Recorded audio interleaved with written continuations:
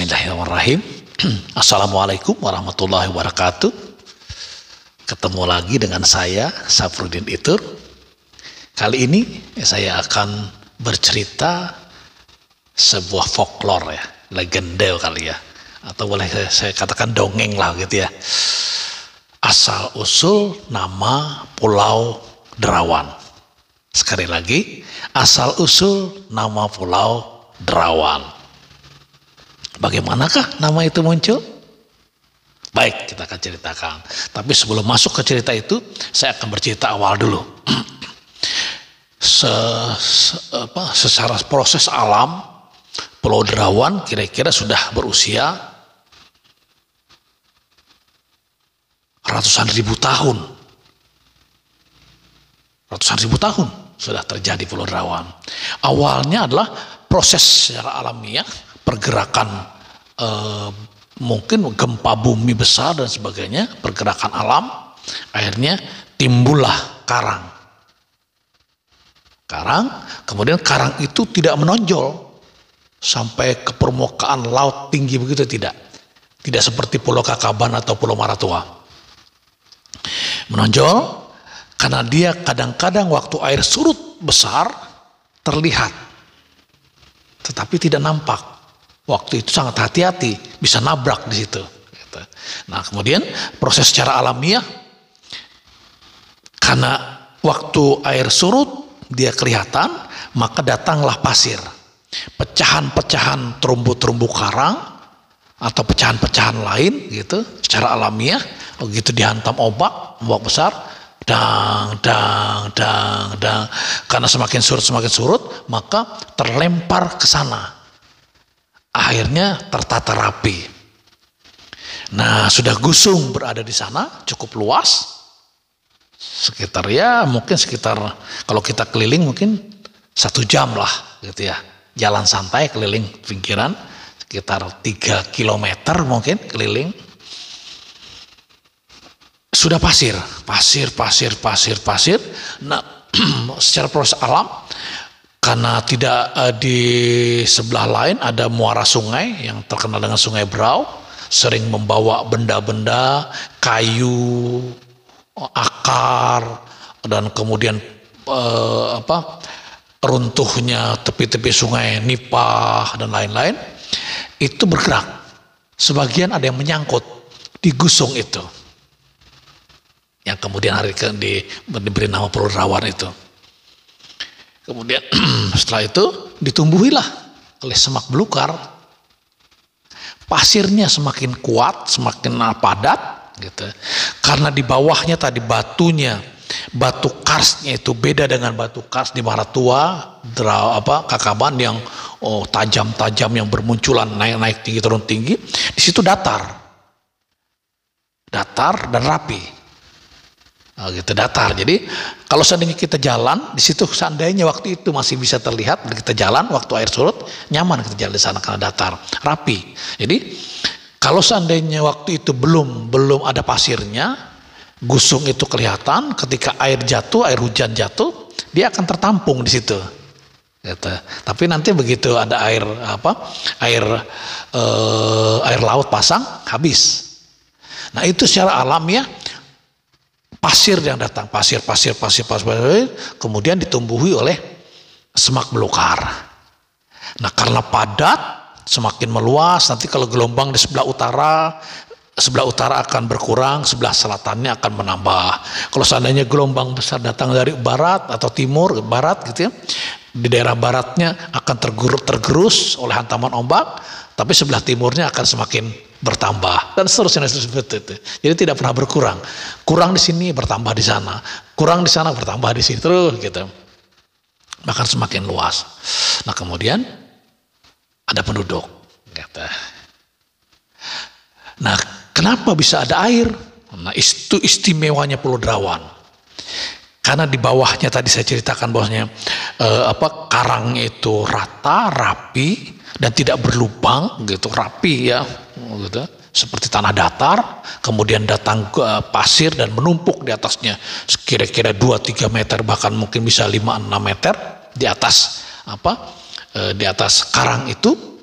Maka akhirnya begitu air hujan, hujan deras gitu, hujan jatuh ke pasir di atas pulau itu menampung air. Jadi pasir itu menampung air. Air hujan, air tawar itu tidak lari, tidak langsung turun ke bawah. Turun ke bawah tertahan oleh batu karang yang tertata rapi itu, yang tidak berlubang-lubang ke bawah, tertata seperti menampung. Jadi dia tertahan di situ, tertampunglah di pasir yang tebal tadi.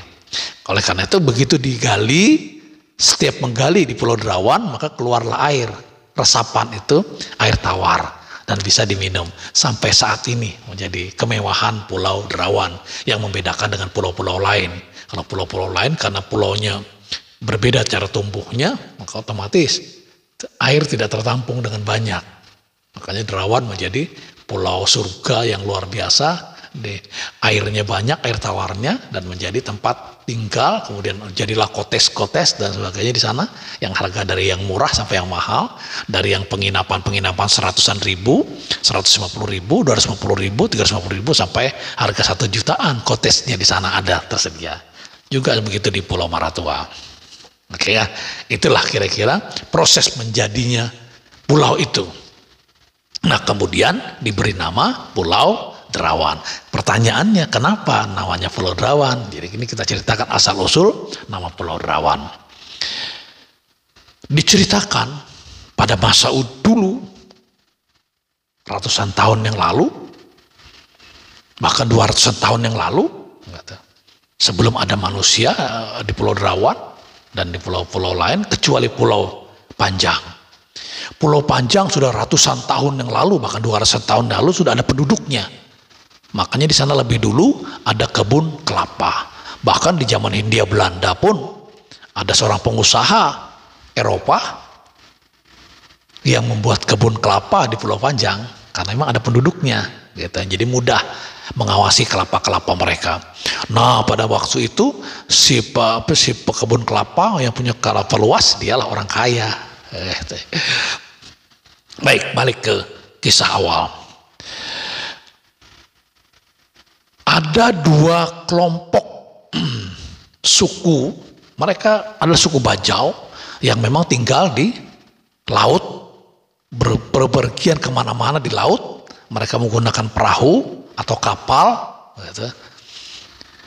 Dua kelompok ini ya ada kepala adatnya, ada kepala sukunya masing-masing.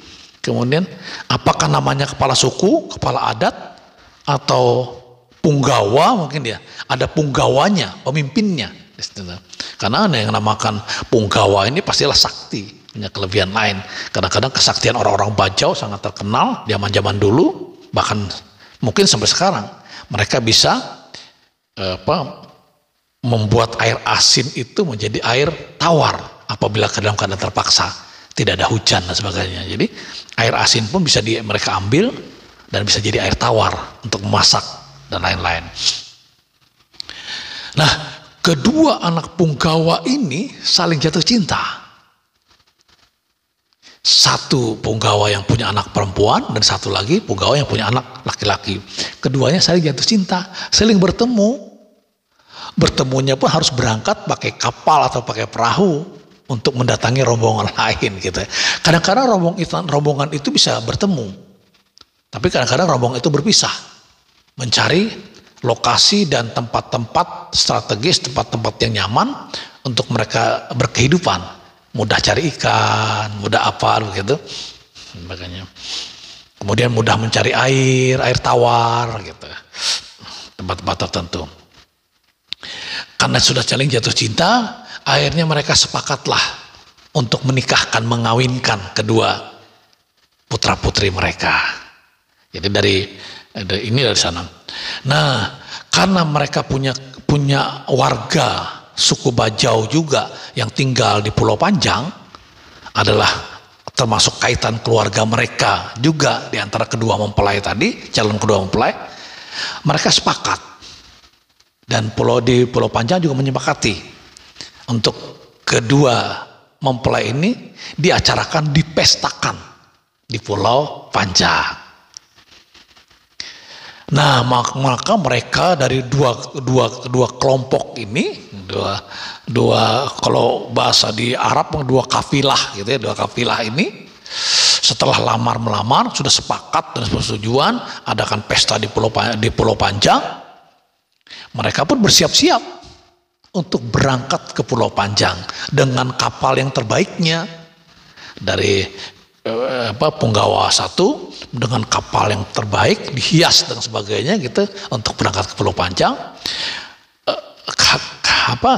Kelompok yang lain, Punggawa yang lain bersama rekan-rekannya juga membawa kapal yang terbaiknya untuk berangkat menuju Pulau Panjang dan dihiasi karena keduanya persiapan untuk perkawinan, mengadakan pesta di Pulau Panjang. Mereka sangat bahagia, mereka sangat gembira, mereka sangat bersuka cita, baik yang pihak perempuan mempelai perempuan maupun dari pihak mempelai laki-laki. Kenapa mereka berbahagia? Karena kedua-duanya adalah anak seorang tokoh punggawa, ketua adat lah begitu. Ya, ketua suku di kelompok mereka, tokohnya, punggawanya, anaknya yang mau menikah ini. Punggawa yang kelompok 1 yang perempuan, sedangkan yang lain kelompok 1 yang laki-laki. Dengan gembira sukacita dan semua sudah dipersiapkan, baik untuk makan di jalan di kapal mereka untuk pulang pergi maupun untuk acara pesta di Pulau Panjang. Dan keluarga mereka sudah menunggu-nunggu kedatangan mereka untuk acara di sana gitu, dipersiapkan. Dengan kesepakatan berangkatlah pihak perempuan dan berangkatlah dari pihak kelompok grup atau punggawa dari pihak laki-laki dengan sukacita. Mereka di kapal pun sudah ada ibunya, ada bapaknya, ada kakek neneknya, ada kakak-kakaknya dan sebagainya gitu di sana di kapal masing-masing. Mereka bersiap-siap untuk berangkat dengan sukacita dan gembira dan siapkan makanan dan sebagainya. Begitu berangkat ya kapal jalan, sudahlah di belakang di dapur sudah memasak ikan, memasak kue-kue yang mereka buat, kue tradisional mereka. Kemudian dalam perjalanan mereka sambil menyanyi-nyanyi, sambil bergembira, sambil mendayung, sambil membuka layar untuk perjalanan yang bahagia itu. Persiapan mempelai wanita sangat gembira, sangat bahagia. Mempelai pria juga sangat gembira dan sangat bahagia karena mereka akan dipertemukan menjadi satu keluarga baru yang akan menjadi tokoh di kemudian hari. Mungkin muncul ada punggawa baru lagi nanti dari kelompok mereka waktu itu, karena mereka dari anak-anak yang luar biasa. Nah, rupa-rupanya dalam perjalanan gembira sukacita itu nasibnya berbeda, tidak sesuai dengan rencana mereka yang berangkat sehari semalam, besok pagi sampai di Pulau Panjang dan mereka mengadakan acara rame-rame di sana, mengadakan pesta. Dan semua orang yang ada di Pulau Panjang dan orang-orang laut yang tersekitar pulau-pulau itu juga berdatangan untuk mengunjungi acara pesta itu. Di dalam perjalanan kira-kira tidak terlalu jauh lagi dari Pulau Panjang, karena mereka di lautan bebas dan terbuka gitu, airnya biru dalam sekali. Tiba-tiba dihantam badai. Kalau sudah di tengah lautan, di tengah badai, tidak dekat dengan pulau, tidak bisa bersembunyi. Ya pasrah, berupaya bagaimana mengupayakan agar kapal mereka itu bisa selamat. Hanya itu saja satu-satunya. Tapi karena mereka terbiasa di laut, ya badai, ya biasa gitu. Tapi badai ini sangat berbeda. Anginnya sangat kencang, menghantam perahu mereka, langsung tergeser kapal mereka. Kemudian tidak bisa dikendalikan lagi karena kuatnya angin itu. Ditambah dengan ombak yang begitu besar.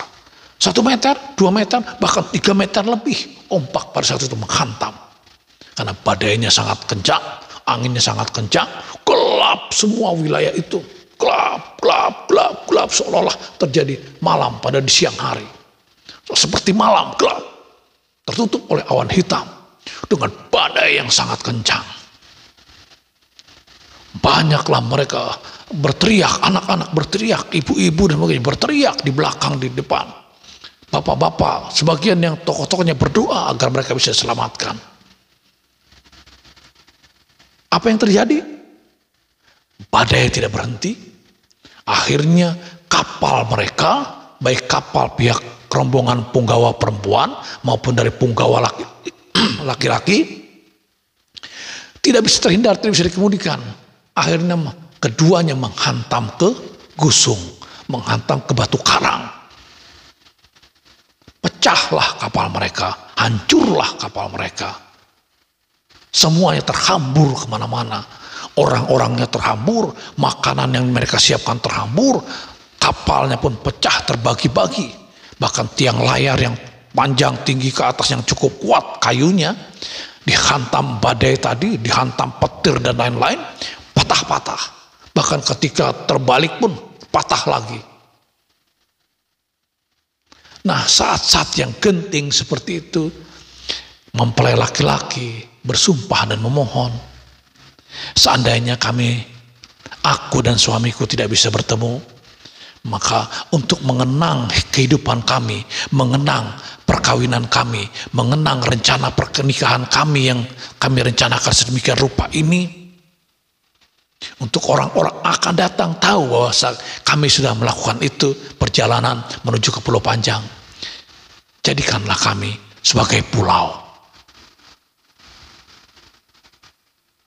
Nah, akhirnya begitu sudah reda, diupayakan dicari oleh rombongan dari Pulau Panjang setelah badai itu, karena tidak datang-datang mereka dan tidak bisa ketemu.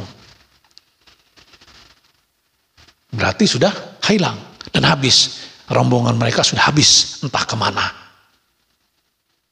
Nah, kejadian itulah yang akhirnya si perawan kebetulan dia terkandas ke sebuah kusung, gitu, maka dinamakanlah perawan.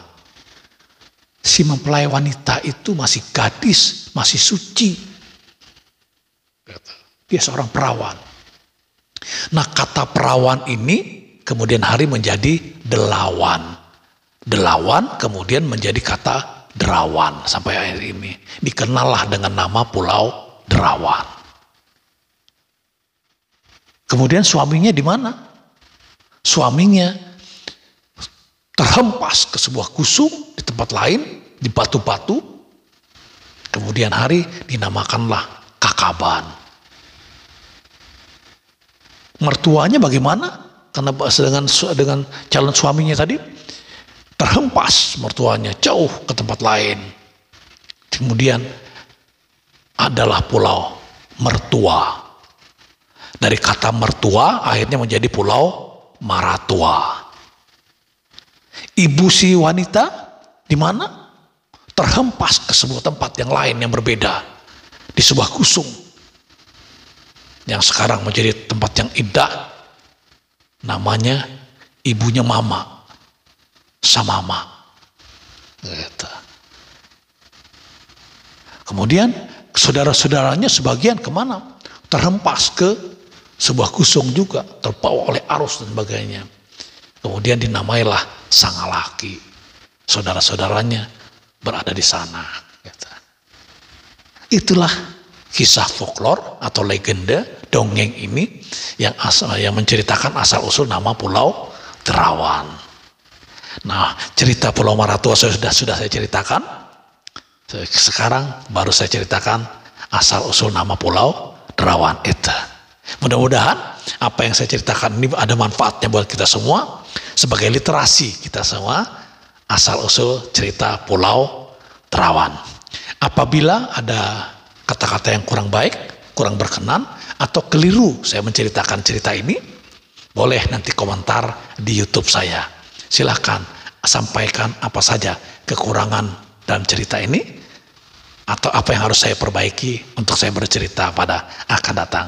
Kepada tokoh-tokoh semua yang ada di Derawan, Maratua, Tanjung Batu, Balik Kukup, yang ada di Berau, di Tanjung Redep, yang ada di Tarakan, Nunukan, kemudian di Sampurna, di Tawau, atau di Suluk, di sekitar Filipina, Karena mereka adalah bagian dari satu keluarga, suku sama. Apabila ini ada kekurangan, mohon maaf dan mohon komentar. Apabila ini benar, maka jadikanlah, viralkanlah kisah ini agar orang sedunia mengetahui tentang cerita asal-usul cerita Pulau Derawan. Terima kasih. Assalamualaikum warahmatullahi wabarakatuh.